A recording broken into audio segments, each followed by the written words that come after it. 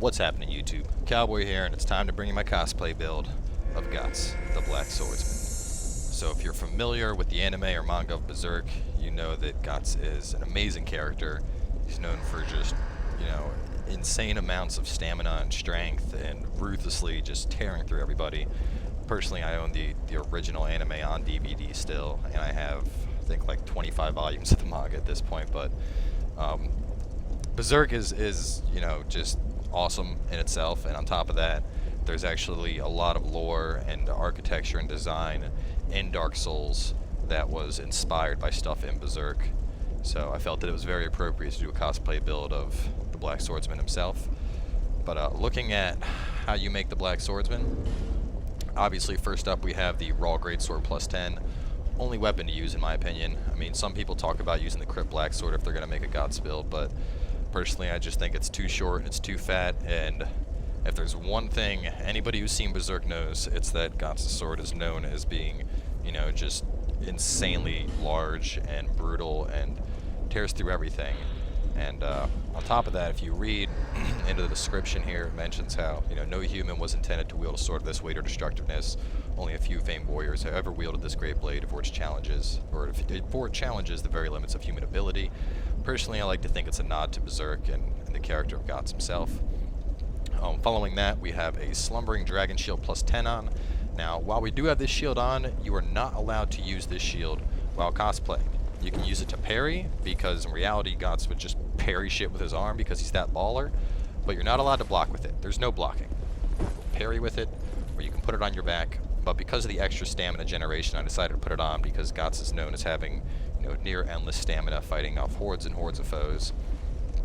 Following that, we have the Mundane Avalon, because in the Black Swordsman arc, of course, Guts has the crossbow in his hand, so that's the closest thing we can get to a hand-repeating crossbow. And then we have a Pyromancy Flame on, because Forbidden Sun is the best way I can think of to mimic the Cannon Blast that's in his hand. An alternative to that is Flame Swathe, just because, it's a little bit slower, but it does have that big explosion. Personally, I'm a bigger fan of using Forbidden Sun with it, and even then, though, you're only allowed to use Forbidden Sun when you're right up on your enemy. If you're going to drop it out, you're supposed to be blank range, because if Guts is going to use the cannon in his hand, he's using it to finish off someone, and he's probably going to blow their face apart with it. As for the rest of the gear, we went with the imported hood plus 10, which, if you'll remember, is the hood you actually start the game with.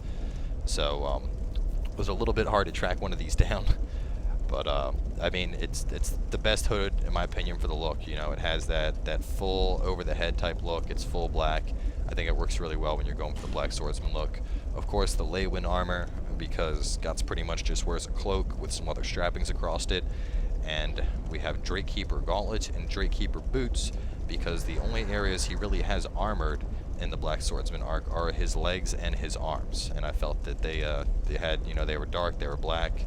Felt that they worked. As for rings, third Dragon Ring, of course, because, health, stamina, equipment load, I think it just kind of fits. Ring of Blades plus 2, obviously, because you have a huge emphasis on physical damage, so this is going to help you out. Chloranthy Ring plus 2, because you have near endless stamina, and this plus Slumbering Dragon Crest Shield really gives you the stamina you need as Guts to just, non-stop beat away at your enemies. And then one of the centerpieces of the build, the Illusory Ring of a Conqueror. Now, to get this ring, you have to beat the game without dying. However you do that is up to you. Personally, I went for a caster-based build because I felt that I could, nuke shit the fastest and it would be the safest method. And the main reason you're going to want this was because in the Black Swordsman arc, obviously, Guts has already lost his left hand by this point. So having the ring makes it look like, for one, that the crossbow bolts from the Avalon are coming straight from your hand, i.e. his hand-repeating crossbow, and that the Forbidden Sun is also coming straight out of your hand, similar to how it would if you were, launching the Cannon Blast from your hand. And of course it makes it viable to have the Slumbering Dragon Crest Shield because you can't see it, so, your parries are actually, it looks like you're just parrying something with your arm. When it's on your back, it doesn't matter. Aside from that, that's all there really is to playing the Black Swordsman.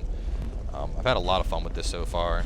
It's not the best PvP build, obviously, because you're running around with this massive sword, but nonetheless, it's a lot of fun to run a cosplay build like this, and it gives you a little bit of a challenge because you're limiting yourself to certain things. Like I said, you're if you're going to Forbidden Sun, you got to be blank range up on the enemy to use it. There's no using Forbidden Sun from far away to try and finish them off. On top of that, the majority of your attacks are going to be with your greatsword, but that's all there is to the Black Swordsman. So hopefully you guys try it out. Main things you're going to want to invest in are obviously strength here, strength, endurance, enough vitality to carry your gear, plenty of vigor, and that's about it. So with that being said, let's get into some fights.